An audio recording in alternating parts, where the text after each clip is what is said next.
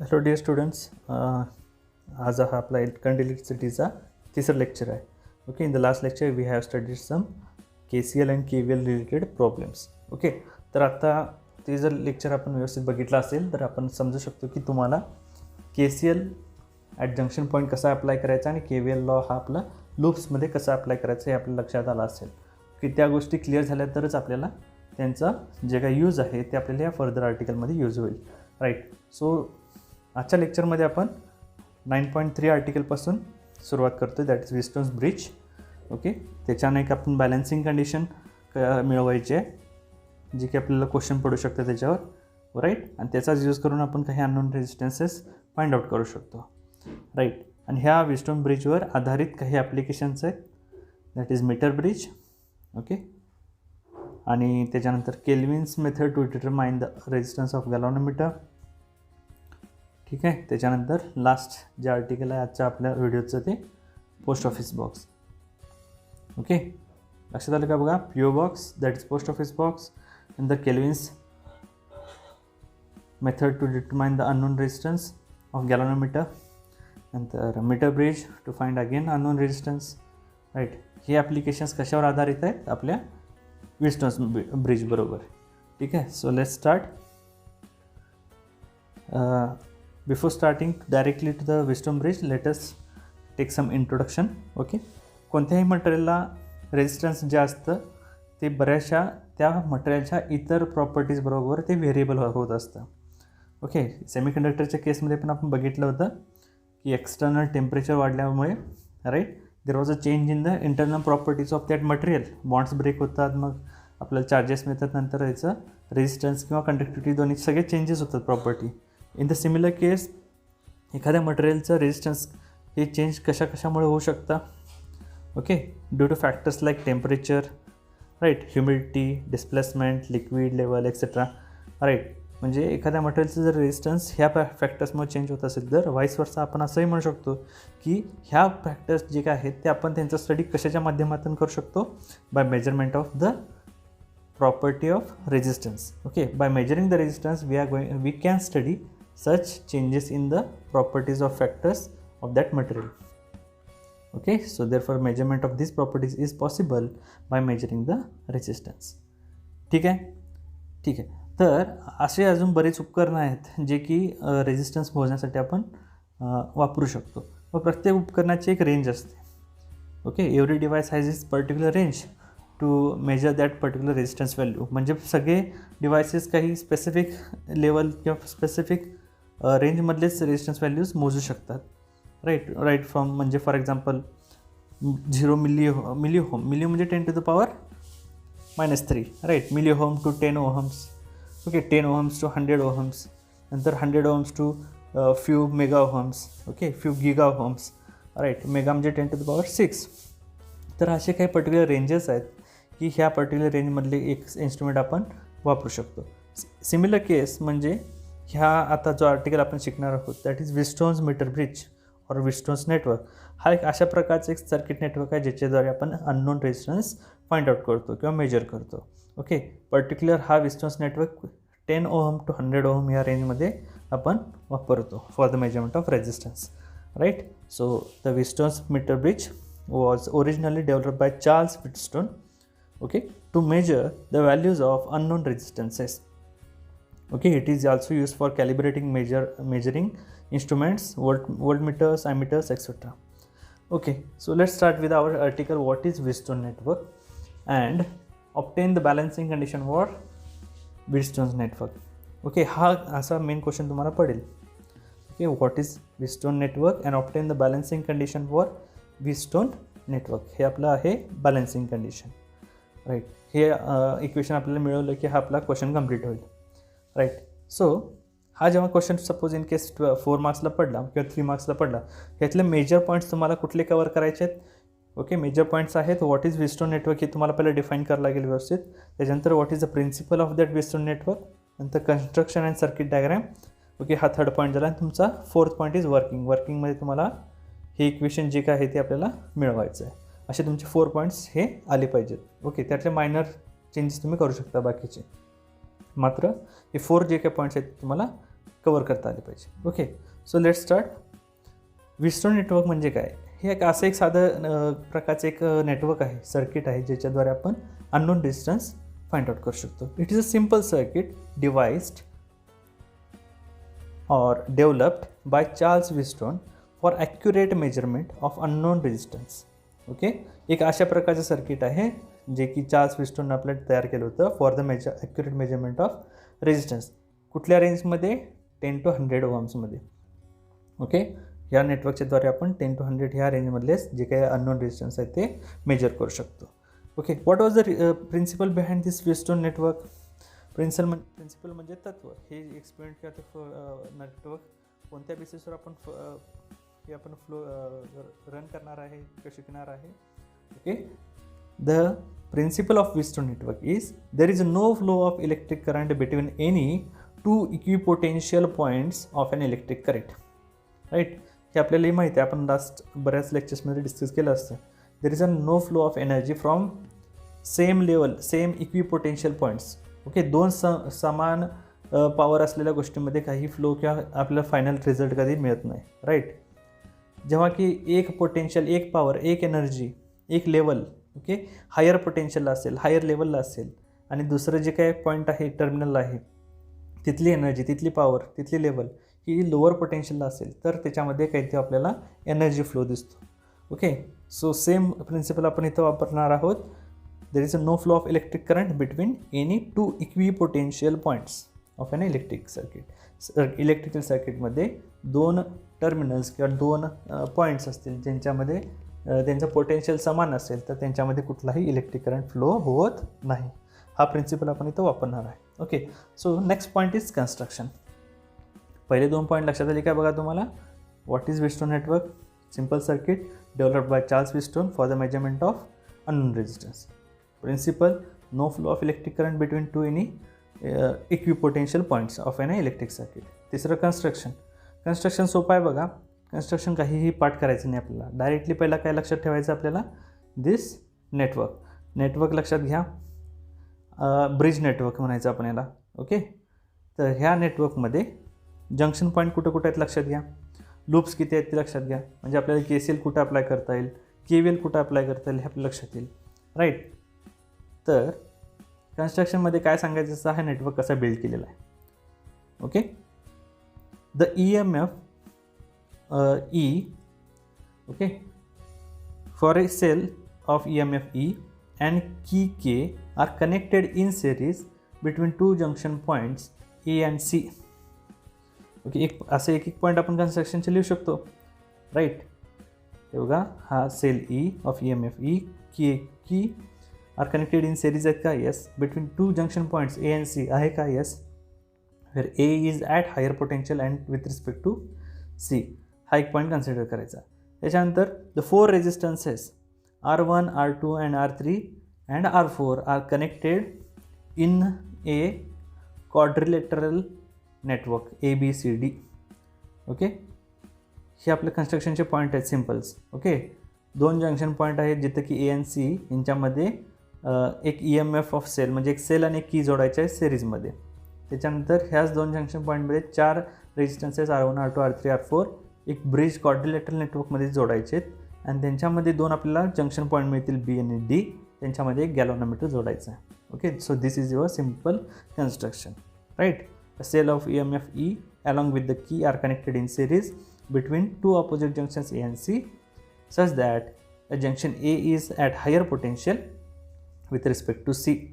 झाला, आणि 4 resistances that is R1, R2, R3 are connected so as to form a quadrilateral ABCD. Okay, and a galvanometer of internal resistance. ह्या गॅल्व्हॅनोमीटरचा आपण स्वतःचा एक resistance असतो इंटरनल. राईट, त्याला आपण G इथं आपण म्हणूया. Is connected in between two other opposite junction points B आणि D. जंक्शन पॉईंट कुठले तुम्हाला लक्षात आले सगळे? जिथे की करंट आपला स्प्लिट होतो आहे. राईट, आणि लूप कुठले लक्षात आले का बघा? इथे एक लूप दिसतोय का बघा? दिस इज ABD अँड A. हा एक लूप दिसतोय आपल्याला. आणि दुसरा लूप कुठला आहे? BCDB. ओके, लूप म्हणजे आपला हा complete a closed path of a circuit. Right, so this is your construction. Next what is the working. आता वर्किंगमध्ये काय आहे की हा जेव्हा ह्या सर्किटमध्ये की क्लोज करणार आपण, म्हणजे याची आपण जी की असते त्या कीच्या नॉबमध्ये आपण की आपण क्लोज करू तेव्हा हे सर्किट कंप्लीट होईल आणि there will be current flowing through the circuit, right. So at junction point A here the current I will be get divided, okay, this current I will get divided at junction point A into I1 and I2, okay. So this is your working मध्ये एवढंच सांगायचं आहे की जेव्हा की आपण close करतो तेव्हा current I flows through the circuit and this current I at junction point A gets divided into I1 and I2, right. त्याच्यानंतर काय सांगायचं आपल्याला, the current let I1 current is the current flowing through the R1, I2 current is the current flowing through R3, IG that is the current flowing through galvanometer. इथं I2 आहे, I2 plus IG is the current flowing through R4, I1 minus IG is the current flowing through R2, right. These are the currents which are flowing through each resistances. कुठला current कुठं flow होतं हे आपल्याला factors तिथं मांडायचे आहेत. Clear आहे का बघा. करंट आय पॉईंट एपर्यंत येतो, स्प्लिट होतो I1 आणि I2 मध्ये. पुढे नेक्स्ट जंक्शन पॉईंट बीच्या ठिकाणी पुन्हा हा जो काय I1 आहे पुन्हा स्प्लिट होतो, थोडा त्याचा पार्ट IG मध्ये जातो, जो काय पार्ट आपल्याला IG मध्ये गेला आहे तो इथं आपण रिड्यूस करून घेतो, ओके, स्प्लिटेडमध्ये I1 minus IG, right. So इथं स्प्लिट झाल्यानंतर इथं हा फ्लो होणार आहे, राईट. फर्दर इकडे I2 आला आहे तो ॲज इट इज इकडे पुढे जाऊन इकडे मूव्ह होणार आहे, right. So this is the proper working. आता there is a special case during this working of a network. Special case काय, by adjusting these values of R1, R2 and R3 and R4, हे 4 रेजिस्टन्सेस काय आहेत, अशा प्रकारे जर ह्यांची आपण एक व्हॅल्यूज ॲडजस्ट केली, ह्यांच्यातले जे काही ओहमचे व्हॅल्यूज आपण ॲडजस्ट केली की अशा वेळी हा जो IG करंट आहे ह्याच्यातनं फ्लो होत नाही. There will be equipotential condition. लक्षात येते का बा. By adjusting the values of R1, R2, R3 and R4 such that the junction point B and junction point D gets equipotential. हे दोन्ही जंक्शन पॉईंट्स इक्विपोटेन्शियल मेंटेन करता येतात by adjusting the some values. Particular values आपण कोणते ते म्हणू शकतो, R1, R2, R3, R4. ह्या कंडिशनला बरोबर IG इक्वल टू 0 असतो, कारण की ते दोन्ही इक्विपोटेन्शियल जर झाले तर ह्याच्यातला करंट फ्लो होणार आहे तो 0 असेल.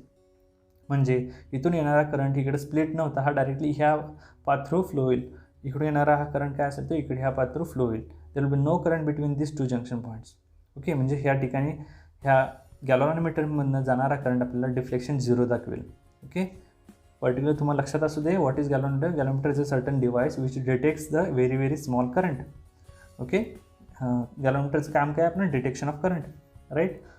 सो वर्किंगमध्ये आपल्याला पॉईंट काय येणार, व्हेन की K is closed, the current I flows through the circuit, which is divided into 2 parts, I1 and I2. Let I1 is the current through R1, I2 is the current through R2. Okay, again IG is the current through galvanometer, I1 minus IG is current through R2. Okay, then I2 plus IG is the current through the R4. Okay, इथं मी बहुतेक चुकून I2 is equal to R2 म्हटले, I2 is equal to R3 येत आहे. Okay, this is R1, R2, R3 and R4, right.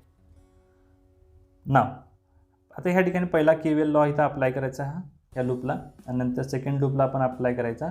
2 equation मिळवायचे. त्या 2 इक्वेशनमध्ये आपल्याला बॅलन्सिंग कंडिशन म्हणजे द इक्विपोटेन्शियलला जेव्हा पॉईंट बी आणि पॉईंट डी इक्विपोटेन्शियलला येतील तेव्हा IG इक्वल टू 0 असेल, ती कंडिशन आपण ह्याच्यात इनपुट करायची, राईट. आणि आपल्याला 2 इक्वेशन ते आपल्याला रिझॉल्व करायचे to get this particular equation. So that will be our final output, right. Now consider loop ABDA. Consider loop ABDA. दिसतोय का बघा लूप तुम्हाला ABDA. This is ABDA. इथून एक इक्वेशन तयार होतो, okay. What will be that equation. Particularly ह्या ठिकाणी KCL जर अप्लाय केला आपण at junction point A applying KCL we will get I is equal to I1 plus I2.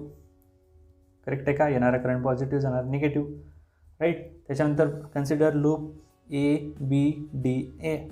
What will the equation? Equation काय येईल? जर लूप हा trace आपण असा इथून केला, it is in the direction आहे, सो निगेटिव्ह येणार -I1R1, ओके, -I1R1 -IG म्हणजे -I_G कॅपिटल G, नंतर इकडे जाताना +I2R3 प्लस का आलं because it is against the direction of current. जेव्हा लूप आपण असा ट्रेस करालोय, ओके, लूप ट्रेस करताना इन द डायरेक्शन करंट असेल लूपच्या, तर आपण IRची व्हॅल्यू पॉझिटिव्ह घेत नाही, निगेटिव्ह घेतो. आणि जर करंट डायरेक्शन लूपच्या डायरेक्शनच्या अगेन्स्ट असेल तर आपण ती पॉझिटिव्ह घेतो. आता इथं इन द डायरेक्शन आहे करंट, सो इथं आपण IR निगेटिव्ह घेतला, इथं अगेन इन द डायरेक्शन आहे निगेटिव्ह घेतला. आता इथं करंट इथनं ह्या ब्रांचमध्ये करंट येणारा जो आहे तो I2 इकडे चालला आहे, म्हणजे अगेन्स्ट द डायरेक्शन आहे, इथं आपण पॉझिटिव्ह घेतो, right. So equation will be -I1R1 -I_G capital G plus I2R3 equal to 0. Okay, this will be your first equation. Now again also consider another loop, that is BCDB. अनेक loop आहे तो आपण consider करूया आणि आणखीन एक आपण काय करूया, इक्वेशन फॉर्म करूया. ओके, तर आपण सुरुवात सपोज इथून केली. आता बघा इन द डायरेक्शन करंट आहे लूपच्या, सो मायनसमध्ये घेणार मी पुन्हा minus into bracket I1 - IG R2, इथं प्लस येणार काय मायनस प्लस येणार because current in the opposite direction of the loop, plus I2 + IG ब्रॅकेटमध्ये काय येणार I2 + IG इंटू R4, इथं पुन्हा अगेन्स्ट द डायरेक्शन आहे, राईट, आपण असं घ्यालो ना, सो असं against the direction plus I_G plus capital G, okay, I_G into capital G equal to 0. असं तुम्हाला दुसरं इक्वेशन मिळालं, right. So these are particular your equations, that is equation 1 and equation 2. बघा तेच आहेत का equation, -I1R1 -I_G capital G plus I2R3 equal to 0. This was your first equation.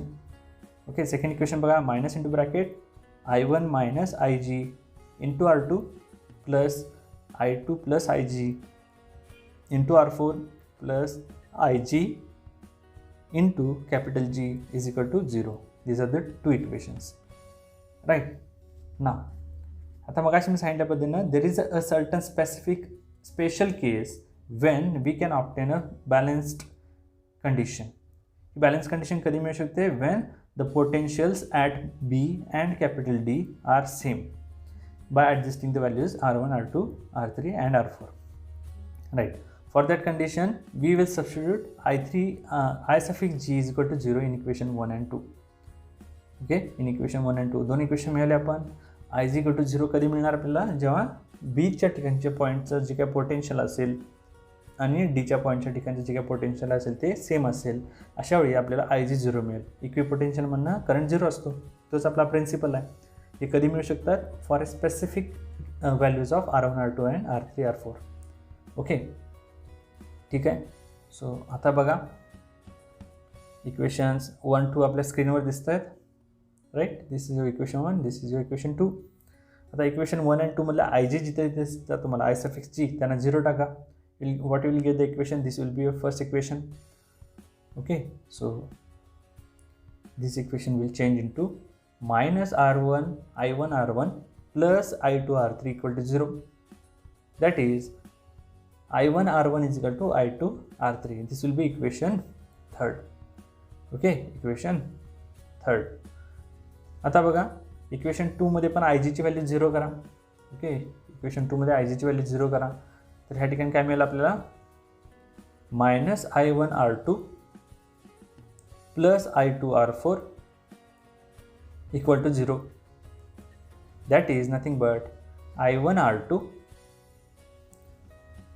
equal to I2 R4. Okay, आता ह्याच equation मी सांगितल्याबद्दल तुम्हाला इथं IG जी 0 टाकली की ही व्हॅल्यू झाल्या, याच्यातनं आपण ही इक्वेशन मिळालं इक्वेशन 3. ह्या इक्वेशनमध्ये IG कुठं आहे तिथे 0 टाकलं, इथे 0 टाकलं, इथे 0 टाकलं की आपल्याला जे इक्वेशन मिळालं ते इक्वेशन 4, राईट. इक्वेशन 3 and 4 जर आपण डिवाइड केले, we will get the balancing condition. Okay, dividing equation 3 and 4 we will get, हे I1 कॅन्सल होईल, सो R1 upon R2 मिळेल आपल्याला.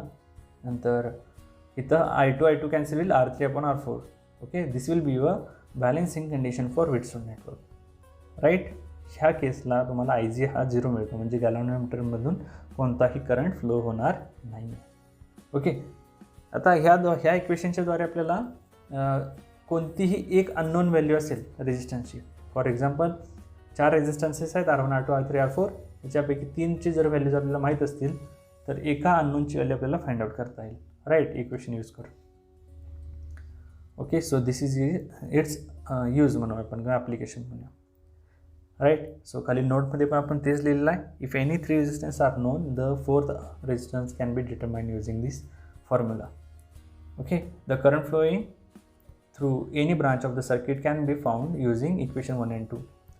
हे जे काही इक्वेशन 1 and 2 आहेत ह्याच्यातून आपण अननोन करंट तसा अननोन पोटेन्शियल डिफरन्ससुद्धा अक्रॉस एनी कॉम्पोनंट मोजू शकतो. हे आपण लास्ट लेक्चरच्या सगळ्या प्रॉब्लेम्सवरून सॉल्व्ह केलेलं आहे आतापर्यंत, right. What are the applications? Application तेच आहे, to find the unknown resistance, right. त्याचबरोबर calibration of certain devices like ammeter, voltmeter. Okay. This is particular again certain applications of Wheatstone bridge.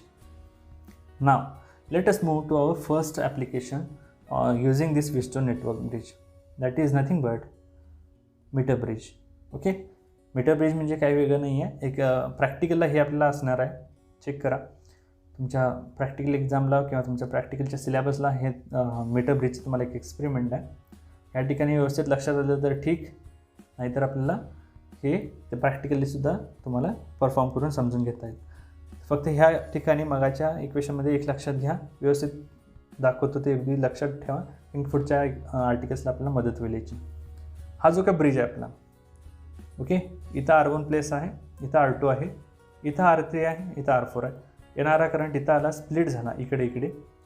पुढे current इथून येऊ शकत होता, इकडून जाऊ शकत होता. या ब्रांचमध्ये इकडून सुद्धा येऊ शकतो आणि इकडून सुद्धा जाऊ शकतो. जेव्हा बॅलन्सिंग कंडिशन मेंटेन होत नव्हते तेव्हा, नंतर ही बॅलन्सिंग कंडिशन मिळाल्यानंतर ह्याच्यातनं कुठलाही करंट फ्लो होणार नाही आहे. ओके.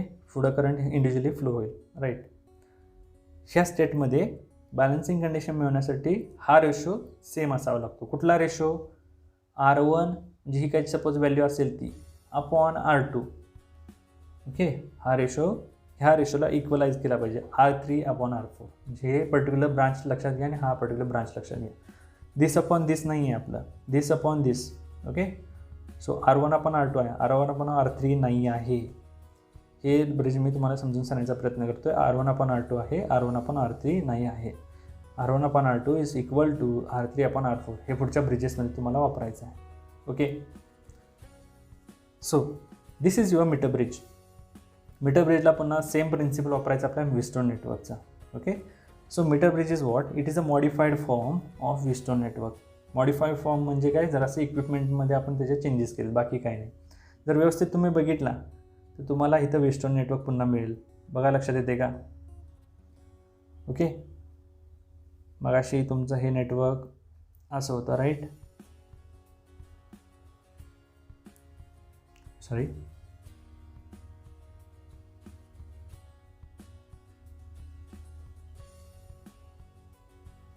इथे एक रेजिस्टन्स, इथे एक रेजिस्टन्स, इथे एक resistance and galvanometer in between.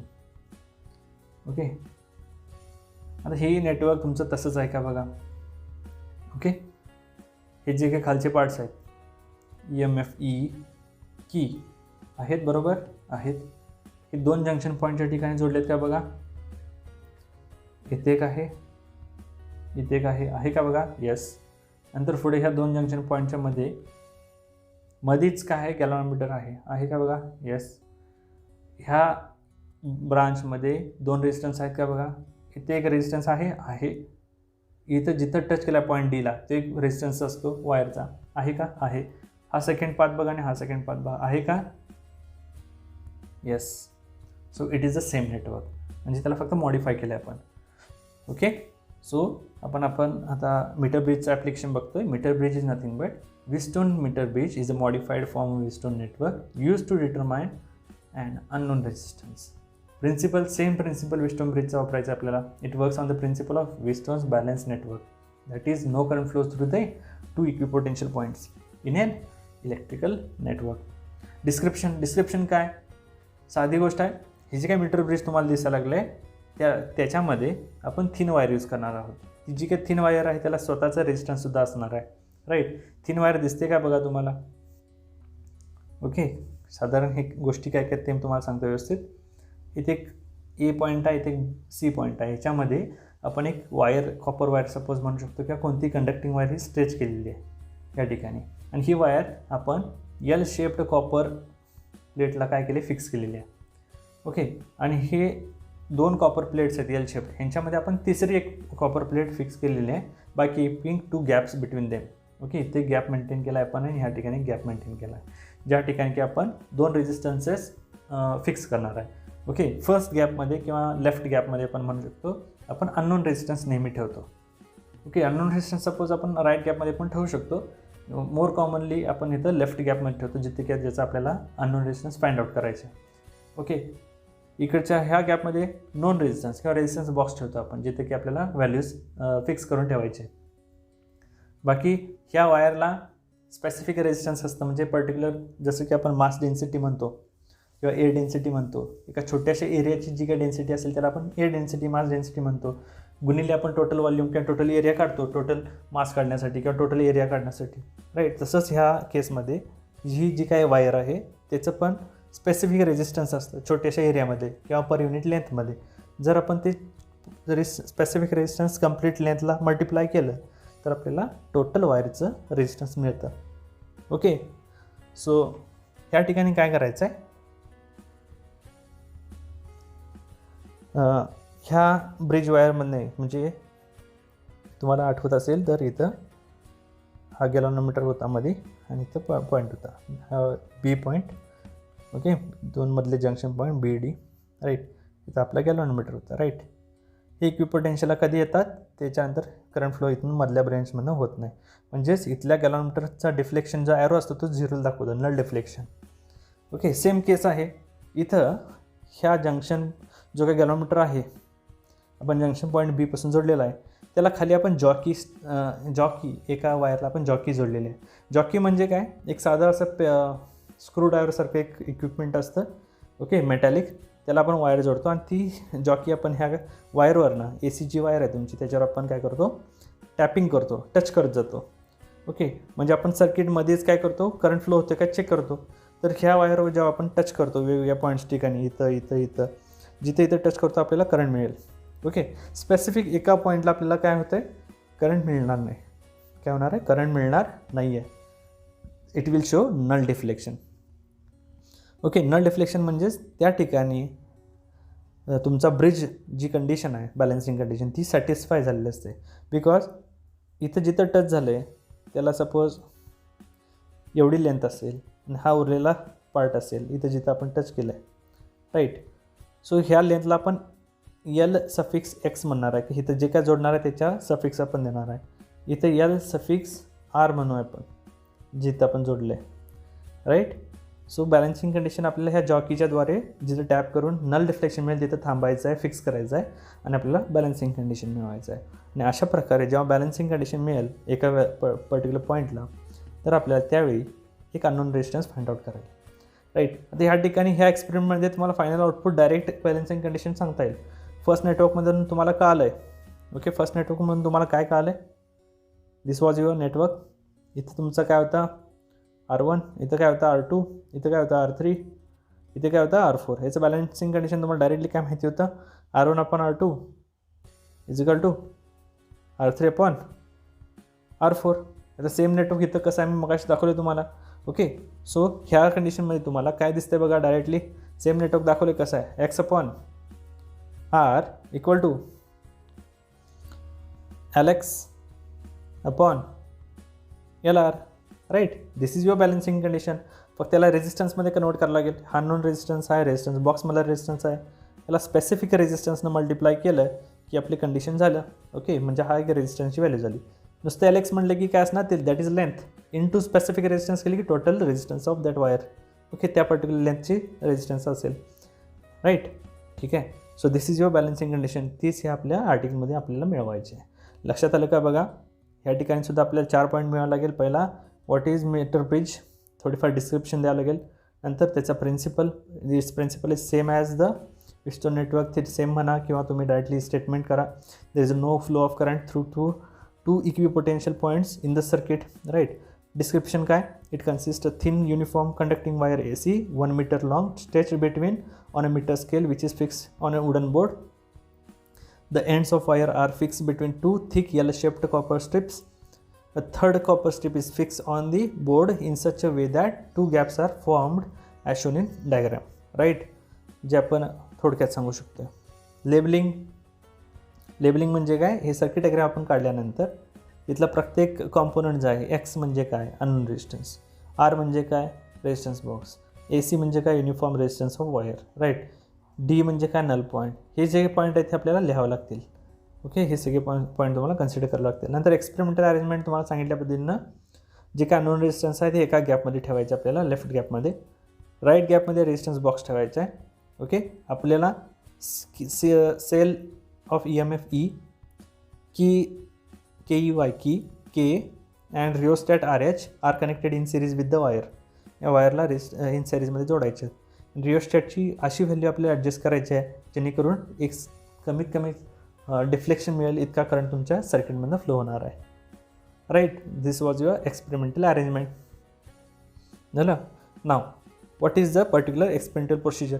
Experimental procedure काय आहे, काही नाही आहे. ओके, काही नाही आहे म्हणजे काय, a suitable resistance R is taken in the resistance box. म्हणजे ह्या रेजिस्टन्स बॉक्समध्ये असं एक पर्टिक्युलर व्हॅल्यूची आपण रेजिस्टन्स बॉक्समध्ये की काढायची ज्याची की आपल्याला रेजिस्टन्स द्यायचा आहे. Okay, the key is close and by adjusting the rheostat a suitable current is pass through the circuit. Okay, now जेव्हा इथले की तुम्ही रेजिस्टन्स देणार आहे त्याच्यानंतर आपल्याला काय करायचं आहे, we have to tap with the jockey. जे काही गॅलॉमीटरला तुम्ही खाली जॉकी, ओके मोठं स्क्रीन करूया आपण. ओके, या ठिकाणी जी काही जॉकी आहे आपली ती ह्या वायरवर टॅपिंग करायचं आहे, टच करत जायचं आहे आपल्याला. ओके, युनिफॉर्म वायर आहे ही. ओके, युनिफॉर्म वायरचा अर्थ तुम्हाला चांगला माहिती आहे, सांगितलं मी तुम्हाला बऱ्याच. ह्याचा सर्कम्फरन्स एरिया जो आहे तो सेम पाहिजे सगळ्या right from start to end. तरच आपला स्पेसिफिक रेजिस्टन्स सेम असेल पर्टिक्युलर प्रत्येक पार्टमध्ये. जर युनिफॉर्म नसेल वायर तर रेजिस्टन्स कमी जास्त असेल, मग अननोन व्हॅल्यू जी आपण फाइंड आउट करणार आहे फायनलला तीसुद्धा चुकीची निघू शकते with some errors. So condition आपल्या लक्षात आली. By touching the jockey at different points on the wire, a point D is selected on the wire for which the galvanometer shows null deflection. The lengths LX and LR are measured. म्हणजे जिथं touch झाले तिथून डाव्या साईडला तुमची length झाली LX, त्याच्या right साईडला LR. झालं. आपल्याला रेशो घ्यायचा आहे नंतर. रेशो म्हणजे आपलं बॅलन्सिंग कंडिशन आपली. So when the galvanometer shows null deflection by the condition of balance for Wheatstone network, X upon R is equal to rho LX into divide by rho LR. Okay, ही आपली balancing condition आहे. Find out काय करायचं आहे, suppose unknown resistance X काय find out करायचं आहे. Then from this equation we will get X is equal to R into rho जर सपोज इथे कॅन्सल झाले. ओके, कारण की सेम वायर आहे, सो सेम स्पेसिफिक रेजिस्टन्स असणार आहे, कॅन्सल होणार. So we will get X is equal to R times LX upon LR. This is the balancing condition for meter bridge. Okay, using this formula the unknown resistance X can be determined. Okay, ही आपल्याला equation मिळवायची आहे. Simple होतं, right. आता ह्यामध्ये precaution काय घ्यायचे आहेत किंवा एरर काय येऊ शकतात. हा एक्सपेरिमेंट परफॉर्म केल्यानंतर जे काही एरर्स येऊ शकतात ते आपल्याला पहिल्यापासून त्याला प्रिकॉशन म्हणून आपण ते काढून टाकले पाहिजेत, राईट. एरर्स कधी येऊ शकतात, सपोज तुमची जी वायर आहे ती युनिफॉर्म नाही आहे, म्हणजे त्याचा स्पेसिफिक रेजिस्टन्स व्हेरी होत जाणार. युनिफॉर्म नाही आहे म्हणजे ती वायर कुठेतरी जाड असेल, कुठेतरी बारीक असेल, रेजिस्टन्स इथलं त्या ठिकाणचं कमी जास्त असेल, राईट. ही कधी जाड किंवा पातळ होऊ शकते. तुम्ही जी काही जॉकी जी हिता हे टच करताय, ओके, ऑन दी वायर, ती सपोज व्यवस्थित टच केली नाही, त्याच्यावर पण स्क्रॅच केलं किंवा टॅपिंग न करता स्लाईड केली, ओके, त्या वायरवर, तर त्याची हळूहळू झीज होत त्या वायरची युनिफॉर्मिटी डिस्टर्ब होणार.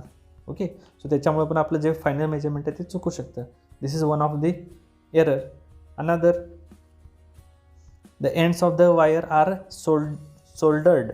ओके, म्हणजे सोल्डरिंग केलेलं असतात. कुठे, इथं बघा, इथं ह्या ठिकाणी पॉईंट एला आणि पॉईंट सीला ही जी काही युनिफॉर्म वायर आपण सोल्डरिंग केलेली असते, त्यामुळे ह्या वायरमधलं जे काही आपण स्पेसिफिक रेजिस्टन्स लेंथच्या माध्यमातून मोजत असतो, त्याच्यात ॲडिशनल थोडंसं फार ह्या कॉपर स्ट्रिपचं पण काय असेल ते रेजिस्टन्स ॲड होणार, कारण की इथं आपण सोल्डरिंग करालो, याला जॉईन केलं आहे, हे मात्र ह्या एक्सपेरिमेंटमध्ये कन्सिडर केलं जात नाही. त्याच्यामुळे थोडाफार आपला एरर म्हणजे थोडी चेंज इन व्हॅल्यू येऊ शकते.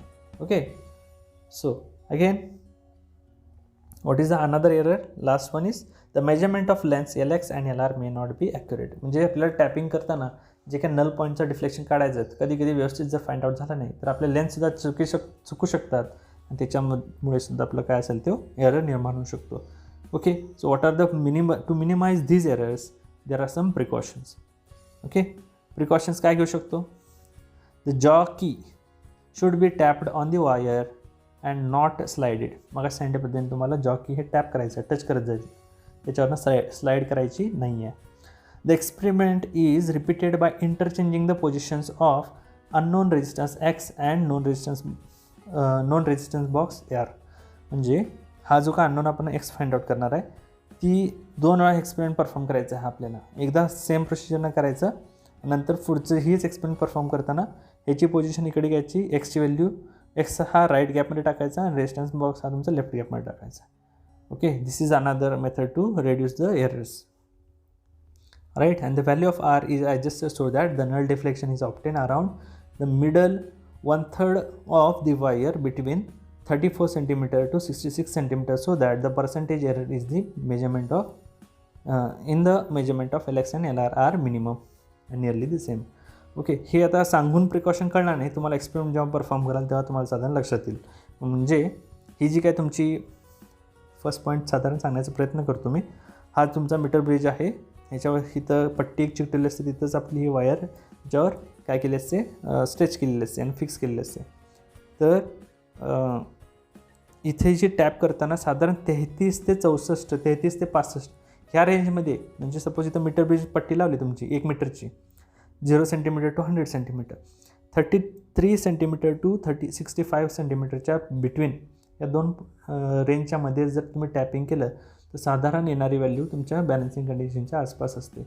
ओके, ह्या रेंजच्या बाहेर जर तुम्हाला बॅलन्सिंग कंडिशन मिळत असेल, म्हणजे 33 cmच्या अलीकडं आणि 65 cmच्या पलीकडं, तर तुम्हाला साधारण तुमच्या येणाऱ्या व्हॅल्यूजमध्ये एरर असू शकतो.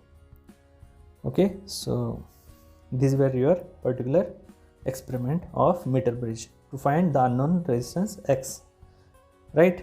त्याच धर्तीवर सेकंड एक्सपेरिमेंट आपला आहे तो केल्विन्स इक्वल डिफ्लेक्शन मेथड, तो आपण ह्या लगेच पुढच्या व्हिडिओमध्ये घेतो आहे, राईट. सो पर्टिक्युलर लक्षात घ्या, इथंपर्यंत जे काही एरर आहे, प्रिकॉशन आहे, ह्याच्यावर आणखीन एक प्रश्न असं तिथं लिहिलेला आहे. State any sources of errors काय आहेत in meter bridge experiment, explain how they can be minimize. म्हणजे काय, एरर सांगा आणि प्रिकॉशन सांगा, जे की आपण वर 3 डिस्कस केले ते या ठिकाणी तुम्हाला रिपीट करता येतील. ओके, आणि काय त्यातलं हे जे काही पहिलं प्रिकॉशन आहे ह्या ठिकाणी आपण मेन्शन केलं आहे. ॲप्लिकेशन काय, to find unknown values of resistances माहिती आहे, टू व्हेरी लो रेंज आपली साधारण माहिती आहे किती, 10 ते 100 ओहम्स. ओके, ह्या मीटर ब्रिजच्याद्वारे आपण प्रिसाइसली ते मेजरमेंट करू शकतो. Also for the calibration of some measurement equipments, calorimeter resistance, capacitance, inductance हे पण मोजण्यासाठी आपण हे ब्रिज वापरू शकतो. Okay, so let's take another one more lecture to complete this same again another 2 applications, that is Kelvin's equal deflection method and PO box, which are based on the same Wheatstone network bridge. त्या same ब्रिजच्या कन्सेप्टवर आपल्याला हे पुढचे 2 application बघायचे, ते पुढच्या व्हिडिओमध्ये मी लगेच घेतो, right. Okay, so don't forget to watch the same video 2 to 3 times to revise and recall all the concepts. Okay, experiment समजते का बघा, फार काय अवघड नाही आहे. You can easily understand by reading the whole notes also. Okay, thank you.